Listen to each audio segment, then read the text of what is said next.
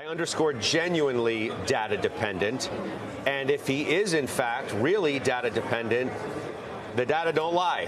Yeah. And that it's going to continue to work in the favor of the doves rather than the hawks. Well, it's interesting in that context because you're actually seeing economic surprises surge higher, which means that data is coming in better than expected. And I think Jeffrey's comments about data being weak or signs of weakness, a lot of that is either market-based data or soft data. If you look at the hard data, things like instead of looking at PMIs, looking at industrial production, they remain resilient. So you haven't seen enough weakness in the data to really suggest that the Fed needs to make an about-face. Bob, the other point that, the bulls have had to contend with as we've wrestled with this idea, who's really in charge of this market now? Have the bulls gotten it back? Jeff makes the case. Now, obviously, he's the bond king. He's a bond guy. Yeah. He's going to make the case in some respects for bonds, as he did. But it is a hurdle to get over that there are other attractive securities to be investing in besides equities still, whether it's cash or fixed income. I think the real question and the issue for the market, if you want to try to get the market higher, if that's what your goal is all those people who were buying 4.5% one-year treasuries in the middle of March that were flooding the market and pulling money away from the stock market. We are up 500 points on the S&P since the middle of March, and everybody started doing that.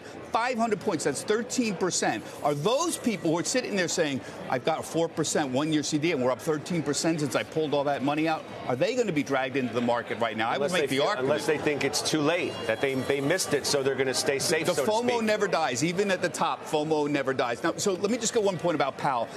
What's really motivating Powell for being so aggressive, for the group to being so aggressive? And he hinted at what they were really afraid about. He says forecasters, including the Fed forecasters, have consistently thought inflation was turning down and have been wrong. He says we have been wrong. It's better to over-tighten than lose credibility. That seems to be what his message is today, and I think that's what's motivating. Look, he said, Cameron, the risks to inflation are still to the upside. I think it's pretty obvious, too, at this point, that what they thought was going to be restrictive wasn't restrictive enough. If you look at the fact that the labor market, I get the idea that it's a lagging indicator, it's still hung in there pretty well. The stock market's up 20% since the lows. Well, they seem not to believe their own forecasts. They talked about how PCE would go down to 3.9%. And he goes, that's a pretty aggressive forecast given where we stand today. And I think the thing that's interesting is that we're at the same real interest rate that we were prior to the SVB issues, and yet valuations for tech stocks are up 30%, which just means that this rally has had nothing to do with the Fed. The Fed's not been the key source or driver of the upside. It's all been positioning, FOMO, AI optimism. Gundlach says no more hikes. What does Dawson say? I think it's still very potential that we could see more hikes. I think that the Fed still has a credibility problem. It's why we thought that they would get to 5.25, that they wanted to make sure that they delivered on what they said they were going to do. So I think that if data continues to be resilient, the big question I have is that if we have a strong jobs data but softer inflation just because of those tough comps year over year, what does the Fed do in July with that combination? I mean, are they going to go overboard, Bob, trying to save their own credibility, as Cameron kind of suggests?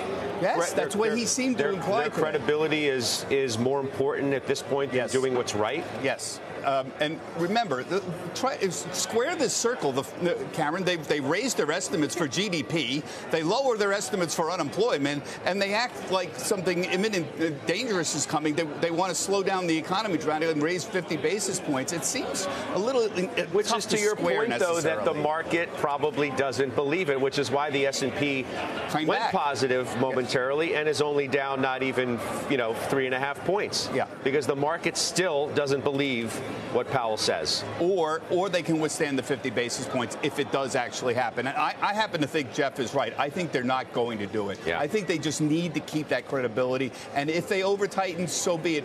Better than lose credibility. Powell said we've been wrong on our inflation forecast. They can't have that happen. Well, their credibility's on the line.